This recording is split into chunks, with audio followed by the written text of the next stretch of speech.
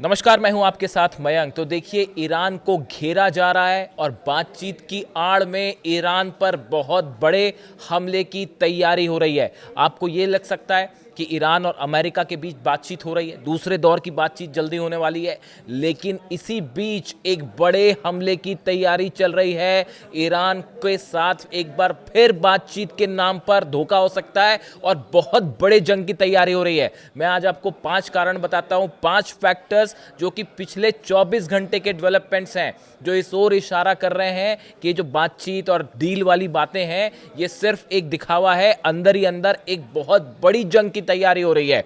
आप इन पहले 5 बातों को समझिए और पॉइंट टू पॉइंट हम बात करेंगे। पहली बात, ईरान के आसपास मिडिल ईस्ट में जितने बेसेस हैं अमेरिका के, उनके अब नंबर्स सामने आ गए हैं। 20 बेस ऐसे हैं जहां पर अमेरिका ने थर्ड और पेट्रियट डिफेंस सिस्टम तैनात कर दिए हैं पिछले 48 घंटे में। देखिए, जो बेसेस ऐसे थे जिस पर अमेरिका के डिफेंस सिस्टम्स नहीं थे, अब वहां भी डिफेंस सिस्टम पहुंच गए हैं और 20 बेसेस ऐसे हैं जहां पे थर्ड, पेट्रियट और जो अलग अलग डिफेंस सिस्टम्स हैं वो तैनात कर दिए गए हैं ईरान के आसपास। पहला फैक्टर। दूसरा, ये भी खबरें आ रही हैं कि तुर्कमेनिस्तान में भी एयर डिफेंस सिस्टम जो है वो तैनात किया गया है। देखिए, ये इसलिए इंपॉर्टेंट है, ईरान की मिसाइल्स को इंटरसेप्ट करने के लिए जैसे ही टेक ऑफ करें मिसाइल, उसी समय उनको इंटरसेप्ट किया जाए। इस लिहाज से तुर्कमेनिस्तान में डिफेंस सिस्टम तैनात करने की खबरें आ रही है।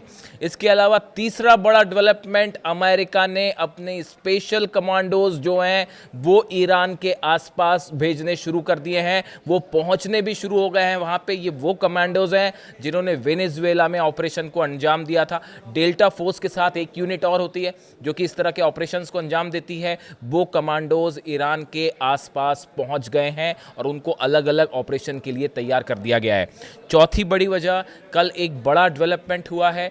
C-17 जो प्लेन्स हैं अमेरिका के, इन्होंने कल टेक ऑफ किया। ये ईरान के करीब जो बेसिस हैं वहां पर पहुंचते हैं और उसके बाद ये रडार से गायब हो गए।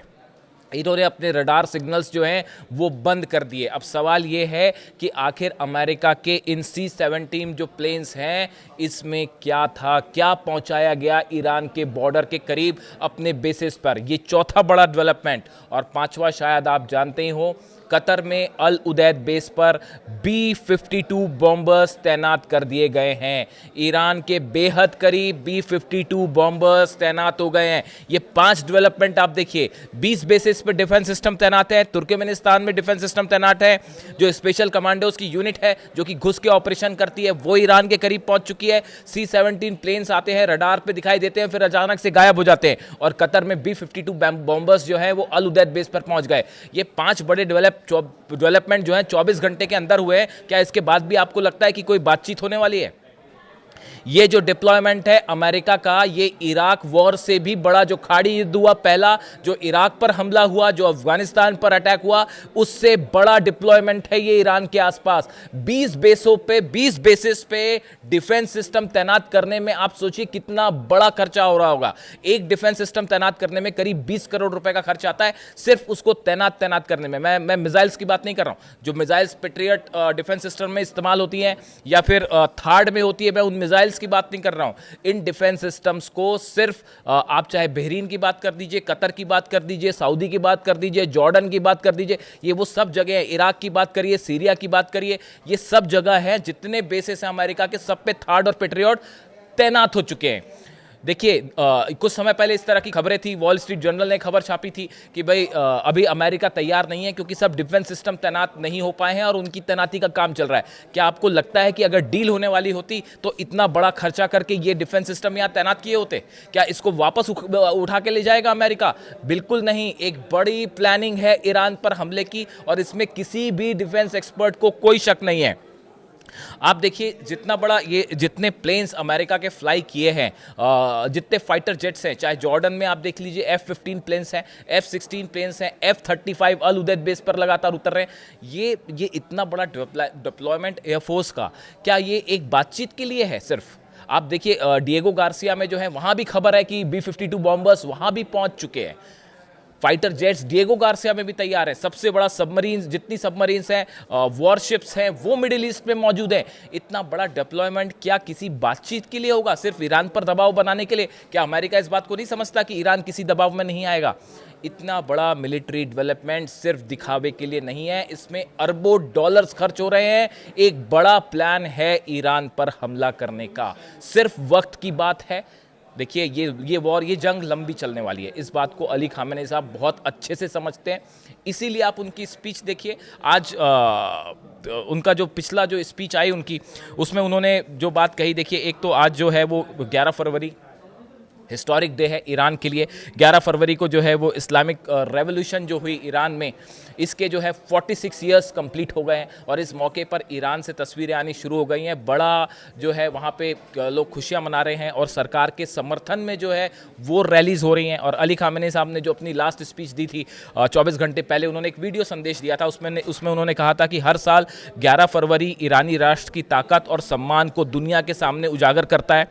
और इन्होंने कहा कि खामेनी ने ईरानी जनता को दृढ़, जागरूक और परिस्थितियों को समझने वाला बताया। उन्होंने कहा कि 1979 की इस्लामिक क्रांति एक महान विजय थी, एक बहुत बड़ी विक्ट्री थी ईरान की, और उसी रूप में उसे मनाया जाता है। और ये सिंबल है इस बात का कि अगर कोई भी विदेशी ताकत दखल देगी ईरान के मामलों में तो वो उसको हमेशा हार का सामना करना पड़ेगा। ये बात अली खामेनी सामने गई थी। उन्होंने कहा ईरानी राष्ट्र आज भी मजबूती से खड़ा है और इसका सबसे बड़ा प्रतीक है 11 फरवरी, यानी वो दिन जो इस्लामिक रेवोल्यूशन जिस दिन हुई थी और उसके प्रतीक के रूप में मनाया जाता है। उन्होंने ये भी कहा कि इस मौके पर ईरान में जो रैलियां होती हैं, ये एक ताकत है ईरान की, और ये दुश्मनों को एक करारा जवाब होती हैं। जो ईरान पर गिद्ध की तरह नजरें गड़ाए बैठे होते हैं, उनको ये करारा जवाब होती है। उन्होंने कहा कि राष्ट्रीय शक्ति का असली स्रोत हथियार नहीं है, बल्कि जनता की इच्छा शक्ति, एकता और धैर्य है। देखिए, बड़ी बात उन्होंने कही कि ईरान की असली ताकत उसके हथियार या उसकी मिसाइल्स नहीं है, ये ईरान की एकजुटता है, उसका पेशेंस है, धैर्य है और उसका विल पावर है ईरान का। ये उसकी जीत की वजह है। देखिए, हाल ही में एक बयान आया था, शायद अब्बास अराक्ची साहब ने कहा था, या शायद ईरान के किसी बड़े लीडर ने कहा था, हो सकता है उनके विदेश मंत्री ने कहा। उन्होंने ये बयान दिया था कि ईरान की जो सबसे बड़ी ताकत है वो ये कि ईरान कभी भी अपने दुश्मनों के सामने झुकता नहीं है। मिसाइल्स तो ताकत हैं ही, वो तो एक डिटरेंट ईरान का है ही बहुत बड़ा, उसको पूरी दुनिया मानती है। लेकिन जो सबसे बड़ा शक्ति ईरान की है कि ईरान कभी अपने दुश्मनों के सामने झुकता नहीं, ये ईरान की बड़ी ताकत है। अली खामेनी साहब जो है वो बार बार कहते हैं। इसके अलावा उन्होंने कहा कि ईरान की एकता, मजबूती, संकल्प, प्रेरणा और बाहरी दबाव के सामने डटे रहने को ईरान की जो है सबसे बड़ी ताकत उन्होंने बताया। तो देखिए, अली खामेनी साहब की जो speech I 11 February Islamic revolution का दिन प्रतीक के रूप में मनाया जाता है, उसके ठीक पहले, और उसमें उन्होंने एक बार फिर ये साफ संदेश दिया कि अमेरिका पर किसी तरह का विश्वास नहीं किया जा सकता। टॉक्स हो रही हैं, ईरान देखिए बातचीत से कभी पीछे नहीं हटेगा, क्योंकि शांति बड़ा मकसद है, कोई युद्ध नहीं चाहता, इसलिए बातचीत हो रही है। लेकिन बार बार इस तरह के चर्चाएं होती हैं कि क्या अब जंग नहीं होने वाली है। इस तरह की भी खबरें चली, मीडिया में आपको मिल जाएंगी कि ईरान अपना जो एनरिच यूरेनियम है उसको डाइल्यूट करने के लिए तैयार हो गया। इस तरह की तमाम बातें चल रही हैं।